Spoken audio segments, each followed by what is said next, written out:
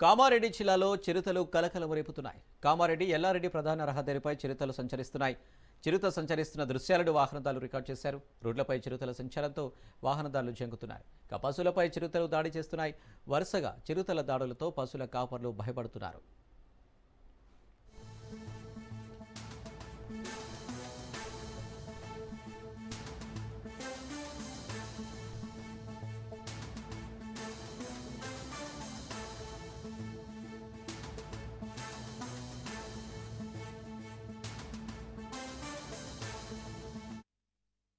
Right, ఇక దీనికి సంబంధించి మరిన్ని డీటెయిల్స్ మా ప్రతినిధి నవీన్ అందిస్తారు. నవీన్.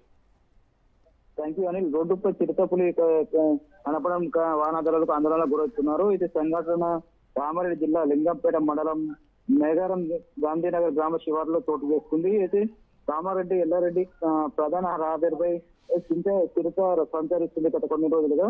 అయితే చిరుత సంచరిస్తున్న రోడ్డు పైన సంచరిస్తున్న దృశ్యాలను అక్కడ వెళ్తున్నటువంటి వాహనదారులు చిత్రీకరించారు. అయితే చిరుత సంచరించడంతో వాహనదారులు ఒక్కసారిగా భయాందోళనకు గురవుతున్నట్లు తెలుస్తుంది. అయితే చిరుత రాత్రిపూట రోడ్డుపై సంచరించడంతో పాటు రాకపోకలు చేసేందుకు కూడా వాహనదారులు అటు వైపు వెళ్లేందుకు కూడా జంగుతున్న పరిస్థితి మాత్రం ఏర్పడింది. అయితే స్థానికులు ఫారెస్ట్ అధికారులు సమాచారం ఇవ్వడంతో చిరుత సంచరిస్తున్న ప్రదేశానికి ఫారెస్ట్ అధికారులు చేరుకున్నారు. అక్కడ చిరుత వెళ్ళు పాదముద్రలను కూడా వారు గ్రహించారు. అయితే గత 4-5 రోజులుగా లింగంపేట, ఎల్లారెడ్డి, నాగిరెడ్డిపేట, నిజాం సాగర్ మండలంలోని రోడ్లపైగా చిరుత సంచరిస్తున్నట్లు కూడా తెలిసింది. అయితే అటువైపు వెళ్తున్న ఉన్నటువంటి గొడ్డలు కావచ్చు, మేకల మందపై కూడా చిరుత దాడి చేసినట్లు కూడా చేయడంతో మేకలు, గొర్రెలు కూడా మృతి చెందినట్లు కూడా తెలుస్తుంది. అయితే సమాచారం తెలుసుకున్న ఫారెస్ట్ అధికారులు కూడా చిరుతను పట్టుకునే పనిలో పడ్డారు. అయితే ఎవరు భయపడకూడదు,